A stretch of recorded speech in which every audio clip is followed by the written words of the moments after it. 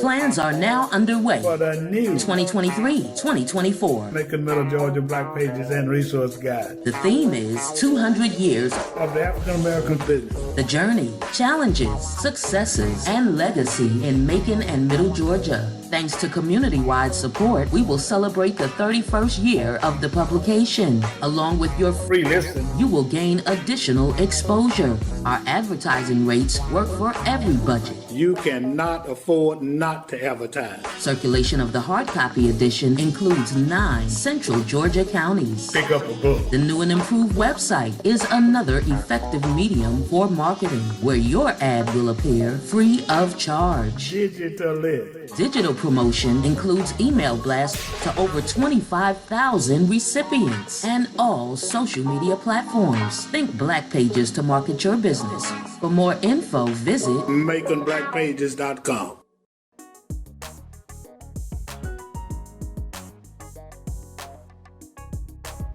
Oftentimes when you look at programs and activities and projects, you realize that they are not all the same because you can measure all of them. There are certain criteria and factors that we utilize to measure the effectiveness of certain programs and even individuals. And I'm so happy today to have with me the Honorable Lester Miller, who's the mayor of this great community. And if you're going to measure him, and if there's anything above an A, I think a whole lot of people would not argue that he gets an A+++.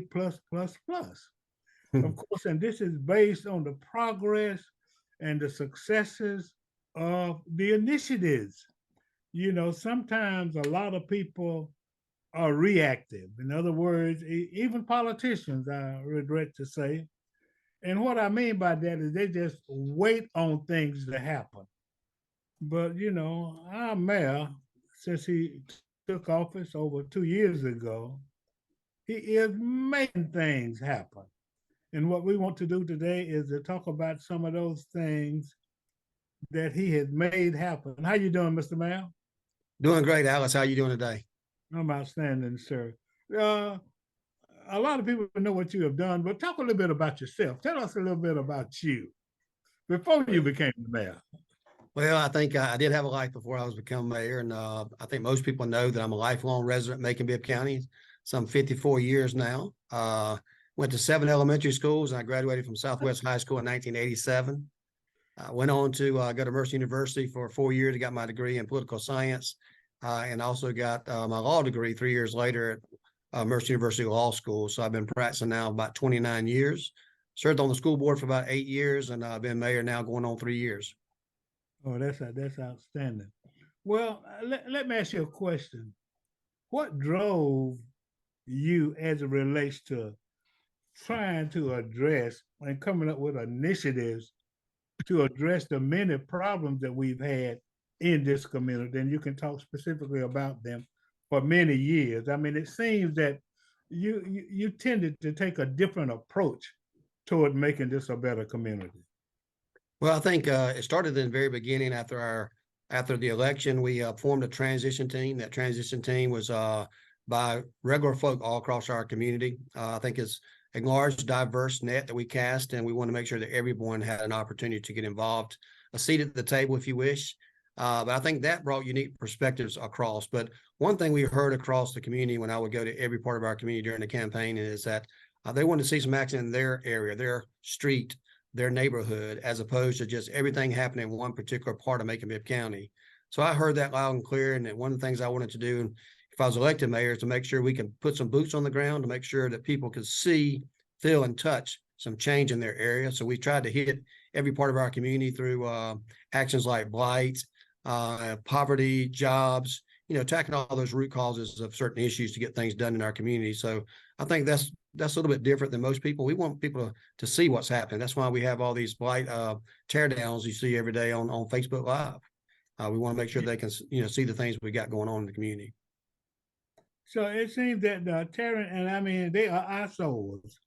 And I know, the job is not totally done, but last time I checked, there were quite a number of those blight structures that have been torn down. And every time one is torn down, the city looks better, that community looks better, the neighborhood looks better, and the street looks better. So what's that number? I know you might not know to the T. Oh, I know to the day. Yeah, it's 536 so far in the last 2 years. And the year before I arrived, they had 9 houses that were torn down. So we've come a long way. We're doing it more efficient. We're doing it in a more organized fashion. It's just saving the taxpayers some dollars, but it connects with everything. It gives people hope in the community. It helps with property values.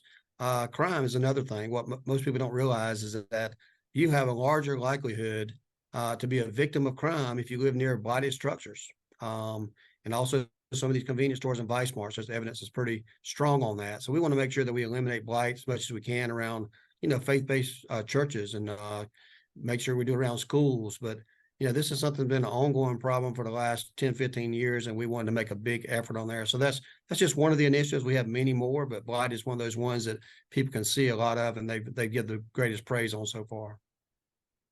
And, you spoke about blight can reduce crime, but you're not only dependent on blight, to address the crime problem that we have in this community.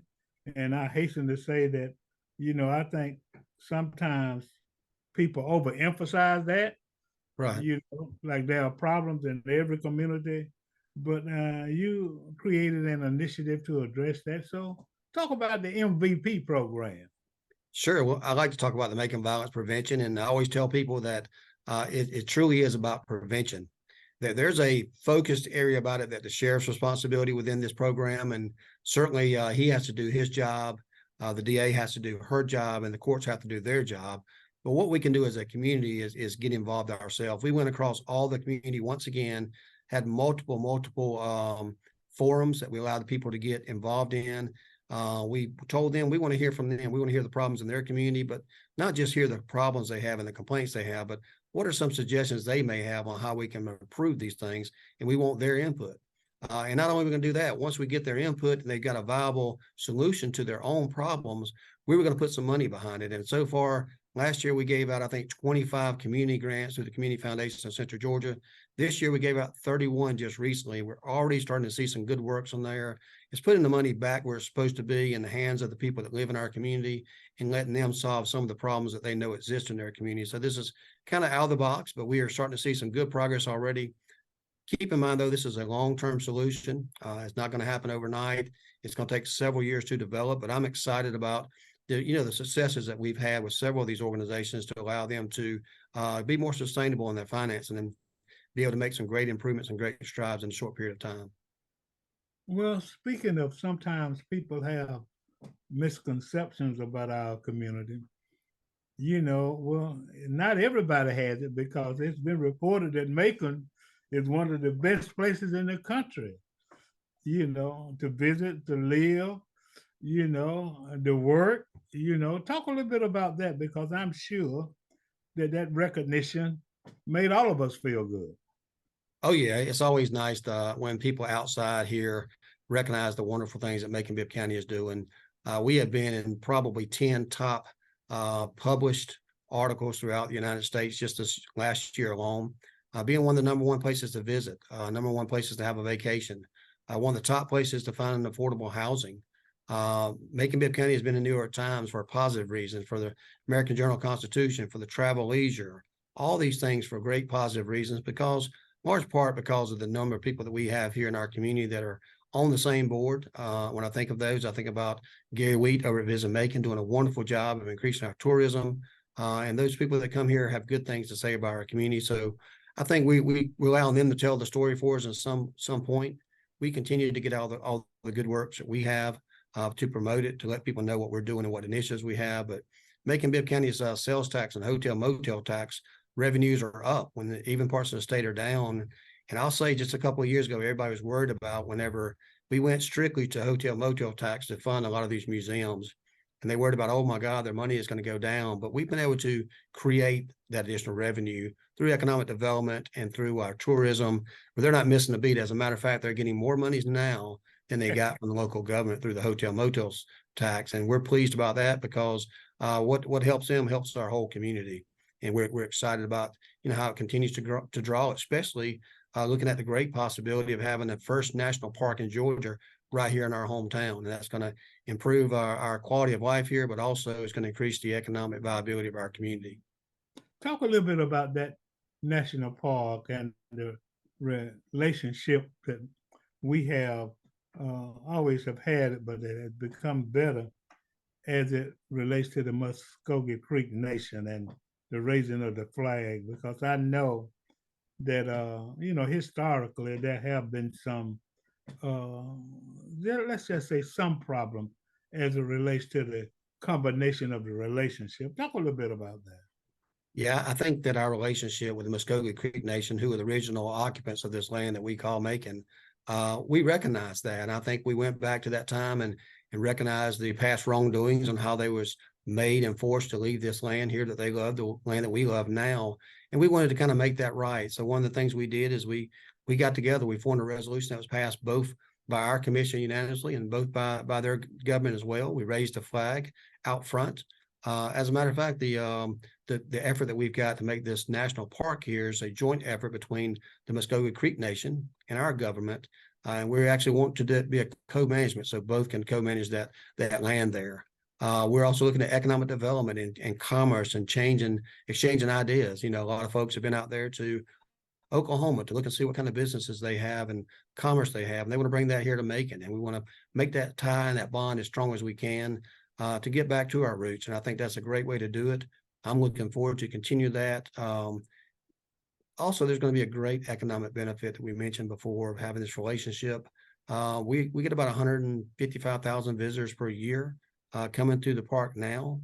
It's estimated over the 15-year period of time, we'll have about 1.3 to 1.5 million visitors per year to come through that period of time. So that's going to be a great thing for Macon, spending money, putting us on the map, and a lot of people will be visiting our community. And as they visit and they fall in love with Macon like the rest of us, we're probably going to increase the number of people that live in our community. Yeah, because that's important, because what we want to do, and I'm sure that all of this positive news is going to affect people wanting to live here. Matter of fact, I was with a lady today who was trying to open a business here. As a matter of fact, I start to say your mall out there, but at the New Macon Mall, we had Alex Morrison on our business league conversation this past Wednesday, and he kind of, talked a little bit about that, but just give us a little bit more background and foreground, if you please. Sure.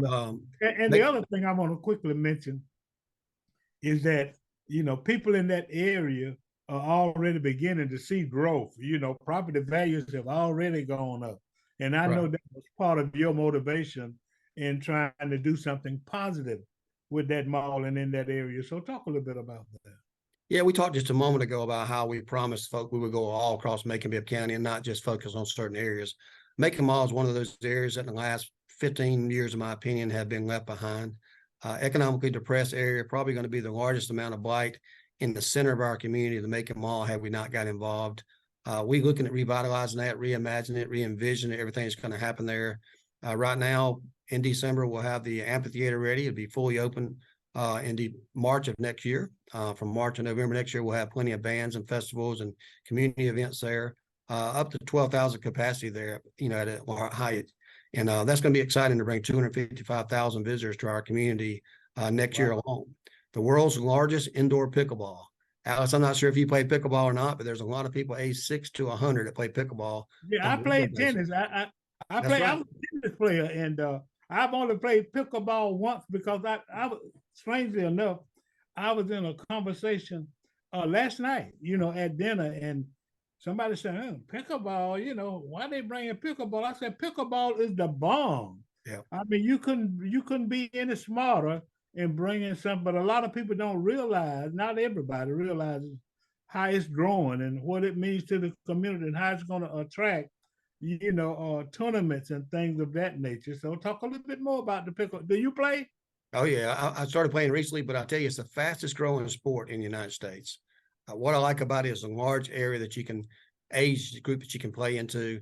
Anybody can play it. It's not very expensive. Most time you only pay $4 or $5 to play it. The rackets and the balls are not very expensive. You don't have to have the best knees or the best back in the world. So that kind of helps me out there. but more importantly, it's very popular, and it brings in a lot of revenue. You can host a tournament the size of the one that we have here in Macon at the mall for about 1,200 people over a 4-day period of time.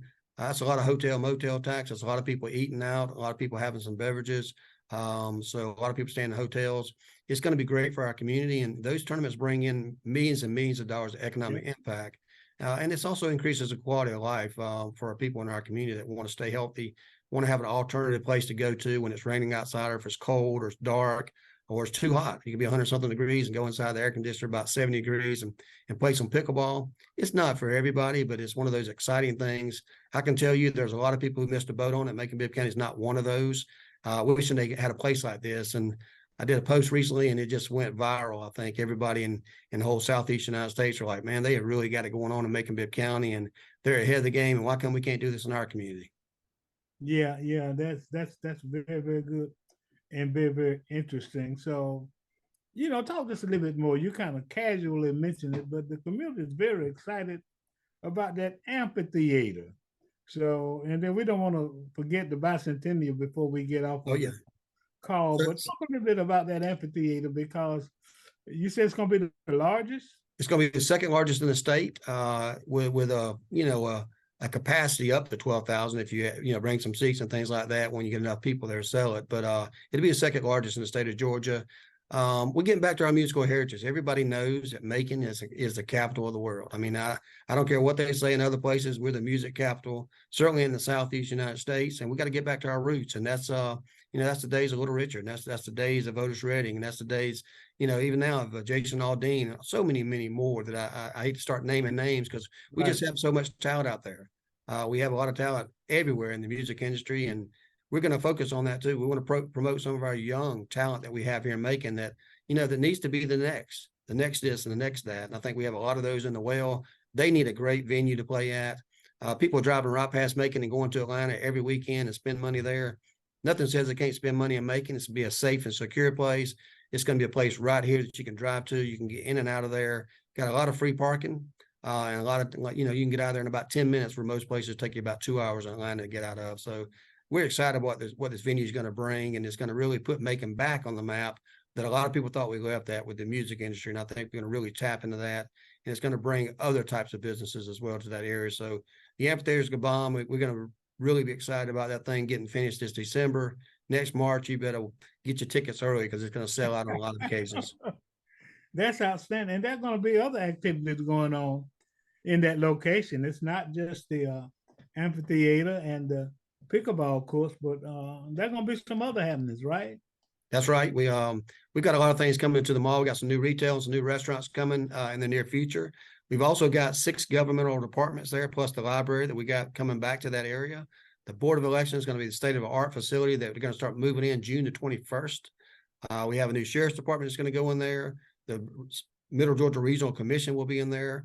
Our business inspection and fees, the planning and zoning will be there, and we'll have about a 10,000 square foot venue in there for private events. So we have a lot going on at the mall. It's going to really fill up. We're probably at the end of this year, we'll probably have about 500 to 600,000 square feet of the mall filled out of the 1 million. And we started with probably about, 100,000 square foot full. Well, I talked to this potential customer today, boy, and she was jumping at the bits. As a matter of fact, I called Alex because she became very excited about the possibility of putting a retail outlet at the mall. So congratulations on that conception and that initiative. And I don't think that we should overlook really jobs, in your effort, because the more gainfully employed people are, then of course that reflects all elements of the community. So talk about your work with the chamber and the industrial authority and other entities, to grow jobs in Macon. Right. Being on the school board for 8 years prior to becoming mayor, I was well versed in workforce development and making sure that we have adequate workforce that are creating the jobs of tomorrow, and we can handle those and not looking back in the past of what jobs that were for, because by the time the kids are in school now, they're going to be getting trained on jobs we don't even know about yet. So we have to get ahead of the curve. And one of the ways to do that is to get the best technology, the best team, to make sure everybody's pulling in the same direction. So we make sure the chamber and the industrial authority are on one page now, and they certainly are in the last couple of years. We have the best system out there that you can go on there, find jobs and opportunities. We have quarterly meetings with all of our existing industries and make sure that we're meeting the needs of those as well. But just last year, we brought $650 million worth of investment and created 660 new jobs. Those are good quality jobs too. We're doing a lot of wonderful things too at the airport. You're going to start seeing that take off in the next year or so with the runway extension. Kids can go directly into high school, go into the College and Career Academy, and go to Central Georgia Technical College. And without creating a whole lot of debt, they can be making $25 and $30 an hour with good paying jobs and benefits straight out of high school.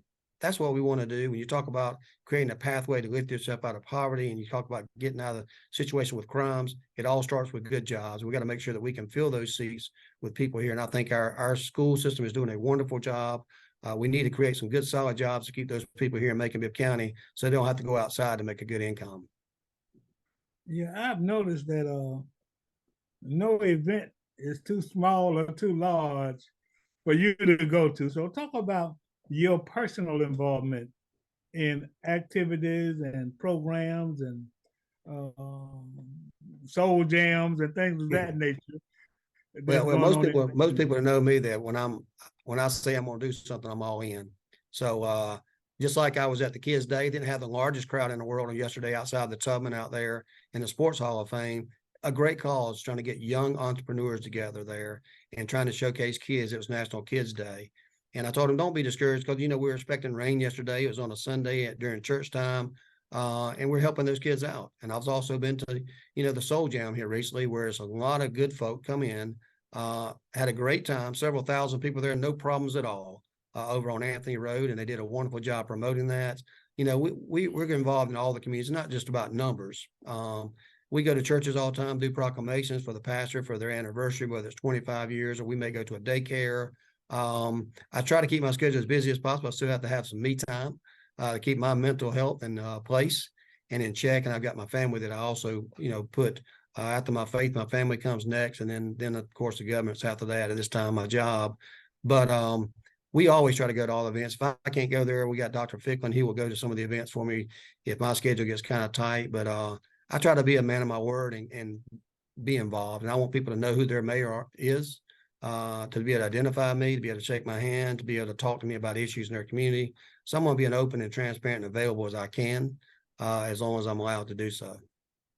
Well, some people in South Macon thought they were overlooked.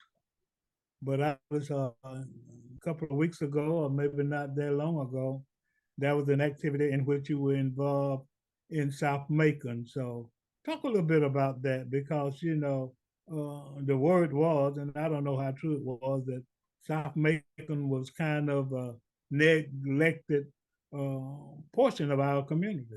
Right. Over there by Bruce School and Pendleton Homes area and an area there that I grew up on as well. I think a lot of times they have been left out in the housing. The school has decreased and the attendance over there, jobs are no longer there, and the blight have gone crazy. So we spent several $1 million over there.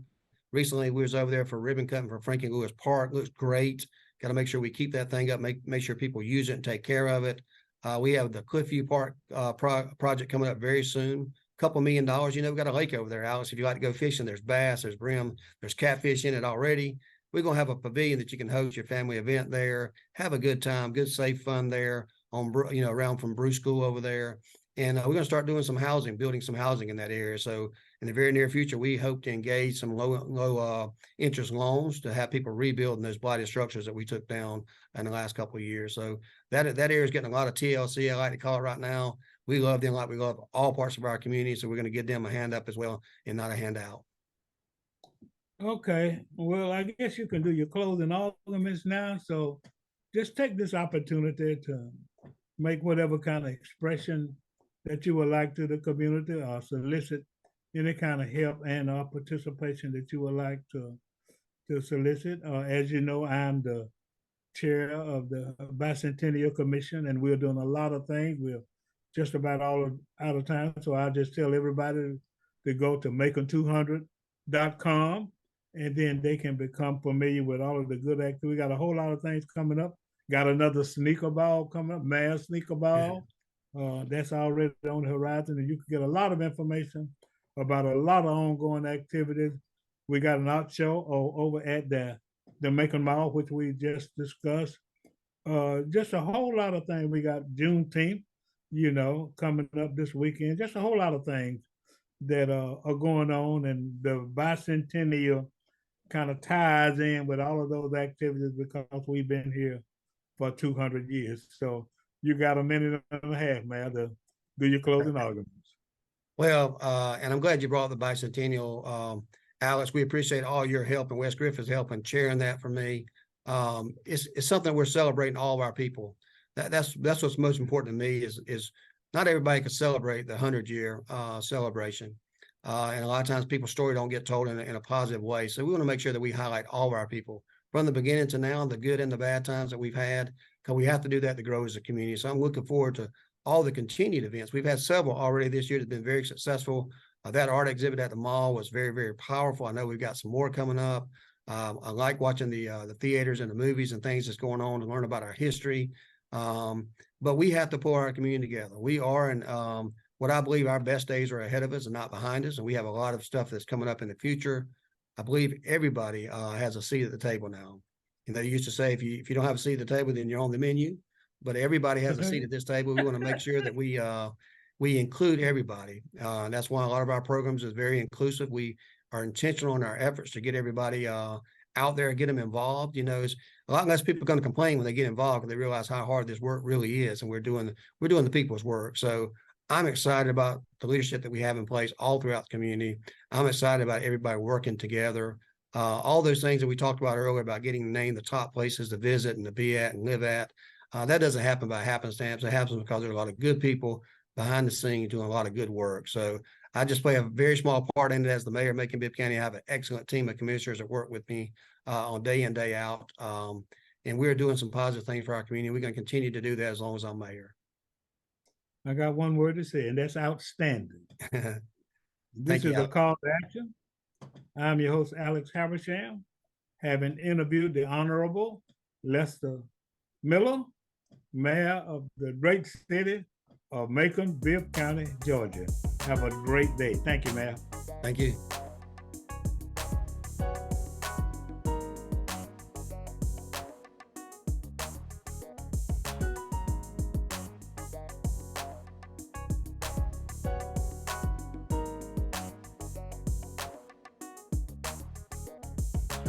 www.makingblackpages.com.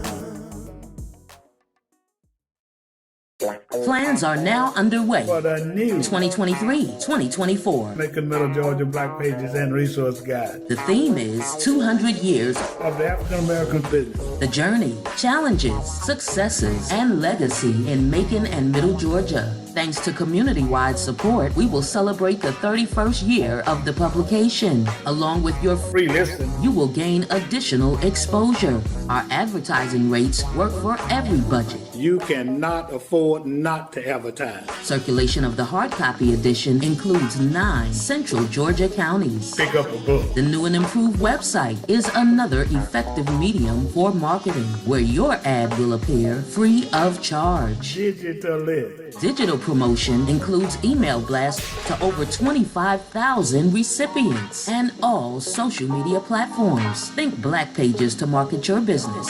For more info, visit MaconBlackPages.com.